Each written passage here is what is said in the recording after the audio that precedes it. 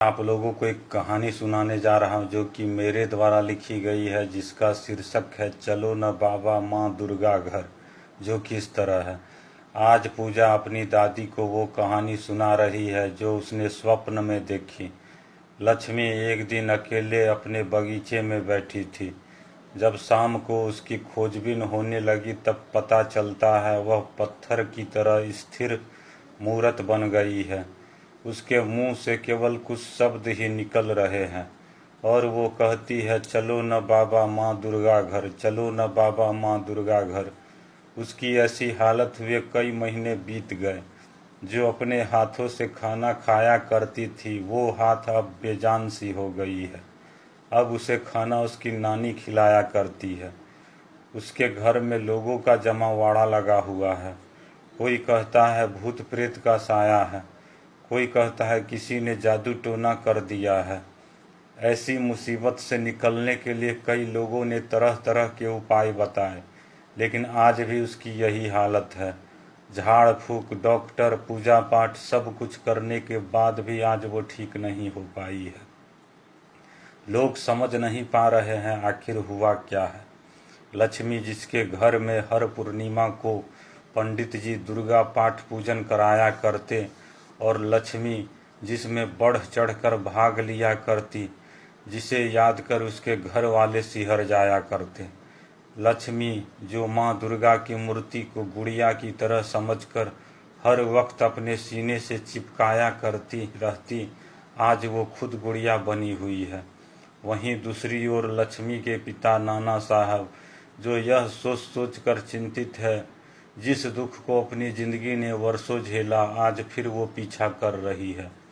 नाना साहब, जो कि किसी जमाने में एक मशहूर डाकू हुआ करते थे, जिसने अपने जीवन के कई साल लूटपाट में बिताए, दर्जनों लोगों की हत्याएं की। कुछ समय तो वो ये सोचकर डरा करते कि इन कर्मों की सज़ा क्या होगी, लेकिन शांतमय जीवन की शुरुआत करने के बाद उन्हें खुशी मिलने लगी और वो भूल गए कि बुरे कर्मों की सज़ा भी होती है। आज वो रोज रोज लक्ष्मी के जिद पर उसे अपने कंधों पर बिठाकर गली गली जगह जगह घुमाया करते। लक्ष्मी कहती, चलो न बाबा माँ दुर्गा घर, माँ दुर्गा घर इधर होगी, माँ दुर्गा घर उधर होगी। उसके जिद के आगे नाना साहब की एक न चलती। आज वो लक्ष्मी की लाचारी के सामने बेबस है। सब कुछ होते हुए भी वो लक्ष्मी के लिए घुमाने के सिवाय कुछ नहीं कर सकते। वहीं तीसरी ओर लक्ष्मी के गांव से कुछ दूर पहाड़गंज का लुटेरा सोमा आज भी खूब लूटपाट किया करता, जिसे देवी देवताओं पर जरा भी विश्वास नहीं था। उसके और दर्जन साथियों का बसेरा पहाड़गंज ही था। वो रोज लूटपाट हत्याएं किया करता और लूटपाट कर फिर वहीं लौट आया करता। लोग उसके नाम से थर थर कांपा किया करते, वो इतना जालिम था।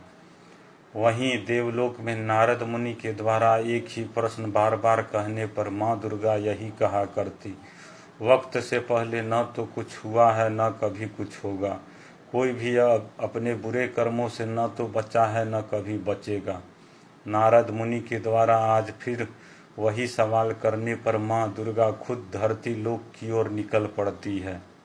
लुटेरा सोमा, जो कि रोज रोज गांव गांव लूटा करता था, आज वो लूटने के लिए दर्जनों साथियों के साथ लक्ष्मी की घर की ओर बढ़ रहा है। तलवार भाले के साथ सभी बढ़े चले आ रहे हैं। वहीं आज लक्ष्मी के जिद पर उसके पिता पहाड़गंज की ओर बढ़े चले आ रहे हैं। इधर माँ दुर्गा के कदम भी लक्ष्मी के घर की ओर बढ़ी चली आ रही है। जिस जगह सत्य रूपी देवता, पापी कर्म रूपी तराजू का मिलन होता है, वहाँ की बात ही कुछ निराली होती है। माँ दुर्गा के कदम धरती लोक में पहुँचते ही आकाश में बादल रूपी साक्षात दुर्गा रूप धारण कर लक्ष्मी को दिखाई देती है और माँ दुर्गा अपनी माया रूपी शक्ति से उन लुटेरों में आधी की बुद्धि बदल डालती है, जिससे आधी लुटेरों की बुद्धि उल्टी हो जाती है।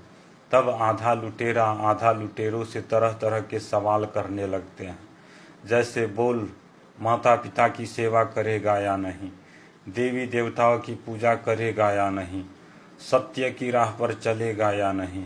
इन सब सवालों का जवाब आधा लुटेरा न में देता है।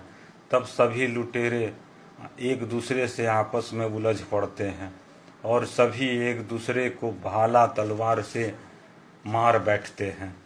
और इसी तरह लुटेरा सोमा और नाना साहब का भी सदा के लिए अंत हो जाता है। तब लक्ष्मी भी माँ दुर्गा को देखते ही पूर्ण रूप से ठीक हो जाती है। दोस्तों, यह कहानी हमें यह सिखलाती है कि हर इंसान को उसके अच्छे बुरे कर्मों का फल देर सवेर मिलता ही है, और जब आदमी गलत काम करने लगता है तो वह अंत काले विपरीत बुद्धि का परिचायक हो जाता है।